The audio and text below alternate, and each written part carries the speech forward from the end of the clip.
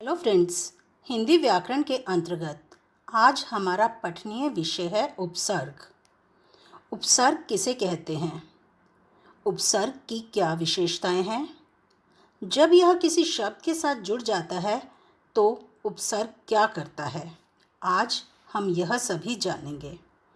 जैसा कि हम सभी जानते हैं कि वाक्य रचना में विभिन्न शब्दों का प्रयोग किया जाता है और शब्द भाषा की स्वतंत्र और सार्थक इकाई है। हर भाषा में असीमित शब्द होते हैं, असंख्य शब्द होते हैं जो किसी न किसी भाव या विचार को व्यक्त करते हैं। हर भाषा में इन शब्दों का भंडार होता है, लेकिन सोचने का विषय यह है कि इन शब्दों का निर्माण कैसे होता है। तो आइए जानते हैं शब्द निर्माण की प्रक्रिया। शब्द निर्माण की प्रक्रिया 3 प्रकार से हो सकती है। उपसर्गों के द्वारा। देखिए, शब्द निर्माण की प्रक्रिया की बात की जा रही है। हम देखते हैं सबसे पहले उपसर्गों के द्वारा। आदर। आदर एक शब्द है जिसके साथ हमने अन उपसर्ग जोड़ दिया तो यह बन गया अनादर, मतलब एक नया शब्द। प्रत्ययों के द्वारा, जैसे सुंदर। सुंदर एक शब्द है, इसमें हमने ता प्रत्यय जोड़ा तो एक नया शब्द बना सुंदरता। समास प्रक्रिया के द्वारा स्नान, गृह, ये दोनों अलग अलग शब्द हैं जिनका अपना एक अर्थ है, लेकिन समास प्रक्रिया के द्वारा एक नया शब्द बनाया गया स्नान गृह, जिसका कि अपना एक अलग अर्थ है। संस्कृत एवं संस्कृत से उत्पन्न भाषाओं में उस शब्दांश या अव्यय को उपसर्ग कहते हैं जो किसी शब्द के आरंभ में जुड़कर उसके अर्थ में, मूल शब्द के अर्थ में परिवर्तन ला दे या उसका अर्थ ही बदल दे। अर्थात उपसर्ग भाषा के वे सार्थक लघुतम खंड हैं जो शब्द के आरंभ में लगकर नए नए शब्दों का निर्माण करते हैं। जी हाँ, उपसर्ग भाषा के वे सार्थक लघुतम खंड हैं जो शब्द के आरंभ में लगकर नए नए शब्दों का निर्माण करते हैं। उपसर्ग शब्द 2 शब्दों उप प्लस सर्ग के योग से बनता है। उप का अर्थ है समीप, निकट या पास में, और सर्ग का अर्थ है सृष्टि करना, अर्थात निर्माण करना। इस प्रकार उपसर्ग का अर्थ हुआ पास में बिठाकर दूसरे नए अर्थ वाला शब्द बनाना।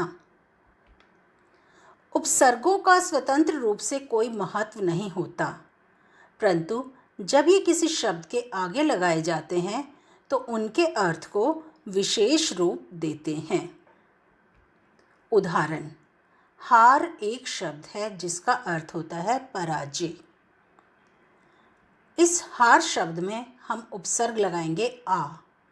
आ उपसर्ग लगाने से नया शब्द बना आहार। आहार जिसका अर्थ है भोजन। और इसी हार शब्द में एक दूसरा उपसर्ग प्र लगाया तो शब्द बना प्रहार। प्रहार का अधिक मतलब होता है चोट। उपसर्ग की 3 विशेषताएं हैं।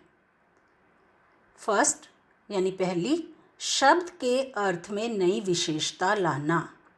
जो हमारे शब्द होते हैं उनके साथ जब उपसर्ग को जोड़ दिया जाता है तो उसकी नई विशेषता वो हमारे सामने प्रकट करता है। जैसे प्र प्लस बल। बल एक शब्द है जिसमें हमने उपसर्ग लगाया है प्र, तो बन गया प्रबल। प्रबल का अर्थ है अधिक शक्ति। आ प्लस जीवन। जीवन एक शब्द है, जीवन का अर्थ है जीवन, और इसमें हमने आ उपसर्ग लगाया तो इसका अर्थ बन गया आजीवन।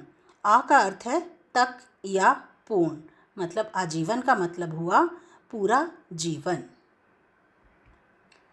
दूसरी विशेषता, शब्द के अर्थ को उलट देना। जैसे अ प्लस सत्य। सत्य, सत्य एक शब्द है, इसका अर्थ है सच। जब इसमें हमने अ उपसर्ग लगाया तो नया शब्द बना असत्य। असत्य का अर्थ है झूठ। तो एक नया ये सत्य शब्द का अर्थ इसने उलट दिया। अप प्लस यश। यश होता है मान सम्मान। जब इसमें हमने अप उपसर्ग लगाया तो नया शब्द बना अपयश। अपयश का अर्थ होता है बुराई। तीसरी विशेषता, शब्द के अर्थ में कोई खास परिवर्तन ना करके मूल अर्थ के इर्द गिर्द अर्थ प्रदान करना। अर्थात कुछ उपसर्ग ऐसे भी होते हैं जो शब्द के साथ जुड़ के एक नया शब्द तो बनाते हैं लेकिन उसके अर्थ में कोई खास परिवर्तन नहीं करते। जैसे शुद्ध, शुद्ध का अर्थ है साफ, उसके साथ वील उपसर्ग लगाया तो नया शब्द बन गया विशुद्ध। विशुद्ध का अर्थ भी साफ है। परि प्लस भ्रमण, भ्रमण का अर्थ है घूमना। परि, परि जब इसके साथ उपसर्ग लगाया तो नया शब्द बना परिभ्रमण। परिभ्रमण का अर्थ भी घूमना ही होता है, चारों तरफ घूमना। हिंदी में 3 प्रकार के उपसर्ग प्रयुक्त होते हैं, तत्सम उपसर्ग, तद्भव उपसर्ग, अन्य भाषाओं से आगत विदेशी उपसर्ग। तत्सम उपसर्ग, तत्सम उपसर्ग वे होते हैं जो संस्कृत से हिंदी में आ गए हैं। तद्भव उपसर्ग, तद्भव उपसर्ग मूल रूप से संस्कृत के उपसर्गों से ही विकसित हुए हैं। इन्हीं को हिंदी उपसर्ग भी कहा गया है। आगत विदेशी उपसर्ग, आगत विदेशी उपसर्ग वे होते हैं जो विदेशी भाषाओं से हिंदी में आ गए हैं। तत्सम उपसर्ग या संस्कृत के उपसर्ग, यहाँ देखिए हमने लिखा है, पहले उपसर्ग लिखा है, फिर उसका अर्थ और उसके उदाहरण बताए गए हैं। उपसर्ग है अति, अति का अर्थ है अधिक। शब्द देखिए, अतिरिक्त, अतिशय, अत्यधिक। उपसर्ग अप, अर्थ बुरा, हीन। शब्द देखिए, अपयश, अपव्यय, अपहरण। उपसर्ग आ, अर्थ तक, समेत। नए शब्द आजीवन, आदान, आगमन। उपसर्ग प्र, अर्थ अधिक, आगे। उदाहरण प्रबल, प्रहार, प्रलय। उपसर्ग नि, अर्थ नीचे, निषेध। उदाहरण निबंध, निवास, नियम।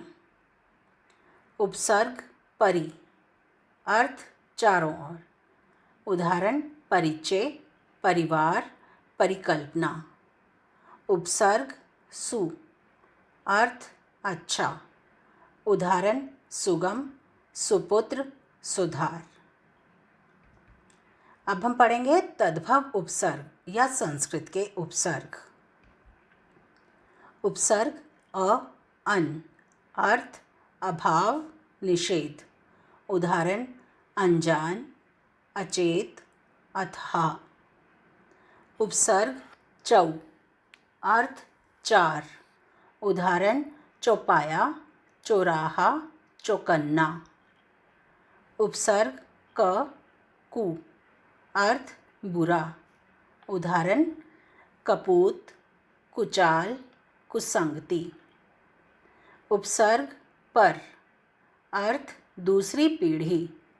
उदाहरण परदादा, परपोता, परनाना। उपसर्ग अध, अर्थ आधा। उदाहरण अधपका, अधमरा, अधकचरा।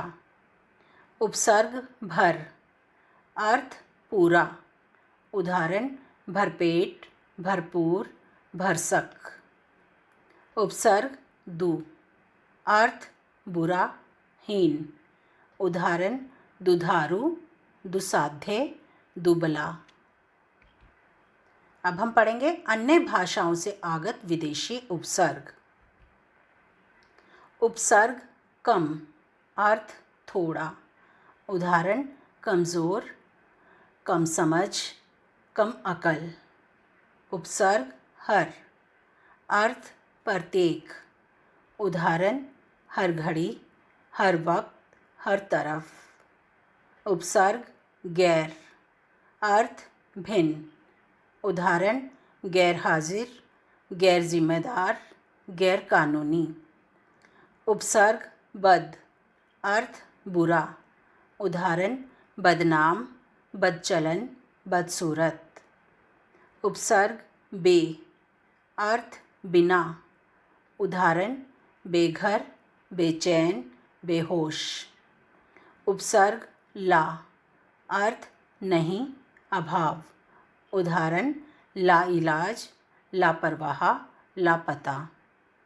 उपसर्ग ब, अर्थ के साथ, से। उदाहरण बगैर, बनाम, बदौलत।